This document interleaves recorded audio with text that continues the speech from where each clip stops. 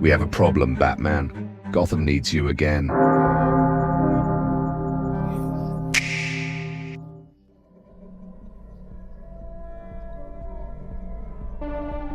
Silver Surfer. Real name, Norrin Radd. One of the most powerful beings I've ever profiled. He isn't a villain by definition. He's a warning.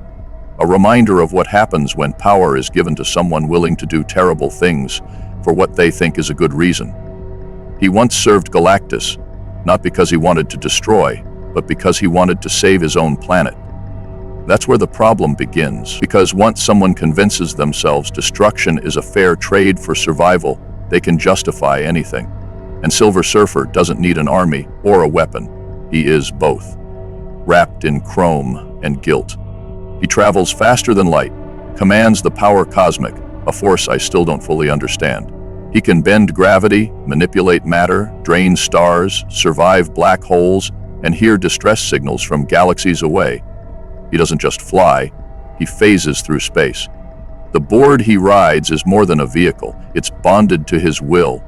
Together they've stopped wars, shattered moons, and escaped traps made by cosmic gods. But what concerns me most isn't what he's done, it's what he might do if he ever gives up caring.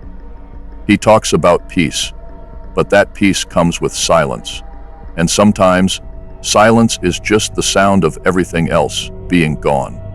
Tracking him requires more than satellites. He doesn't leave heat signatures, doesn't disturb air pressure, but he distorts space itself, barely, subtly. I've built sensors in low orbit and buried in the Earth that scan for tiny bends in gravity and radiation when he passes. They don't follow him, they notice him, like seeing light reflect wrong in a mirror. The moment he enters this system again, I'll know. I won't wait until he makes a mistake. I won't try to fight him head on, that would be suicide. The goal is separation, him from his board. I'm building a pulse system tuned to interrupt the bond between the two, not destroy, just delay. If I can get him off the board, even for a few seconds, he'll lose most of his speed and range. During that window, I'll use a gravity trap, something I've designed that mimics the pull of a neutron star. If he's grounded, I can contain him, not forever, but long enough to stop him from doing any damage. What do you think, Alfred?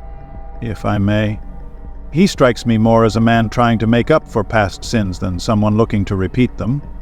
But you're not wrong to be cautious.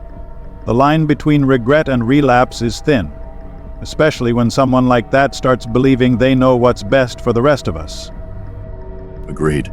I've seen what happens when guilt turns into control, when saving people turns into choosing who lives and who doesn't. That's where Silver Surfer becomes a threat. He's not fueled by anger, he's fueled by sorrow. And sorrow doesn't burn out, it builds pressure.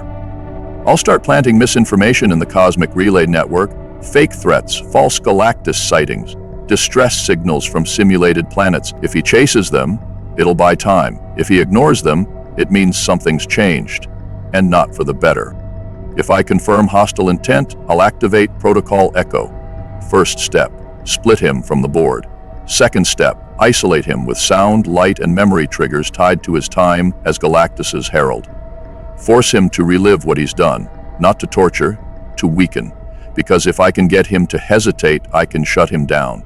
If that fails, I use the fallback, stasis field, pulse dampeners, and nanotech nets laced with adaptive radiation. His powers won't vanish, but his ability to use them will. And if the board tries to reconnect, I'll destroy it. No hesitation. If I fall, everything activates. A timed release of his full history, unfiltered. Every world he helped destroy. Every life that vanished in silence. The public won't worship a man with that kind of blood behind him. He won't be seen as a savior. He'll be seen as a ghost. And ghosts don't get second chances. He calls himself a traveler, a seeker. But I've learned that the ones who claim to be searching for peace are usually the ones who lost it long ago. I'm not underestimating him. I'm not underestimating anyone anymore, because I've faced gods, and when gods fall, the shockwave hits everything around them. That's why I don't wait. That's why I don't flinch. That's why I'm always watching.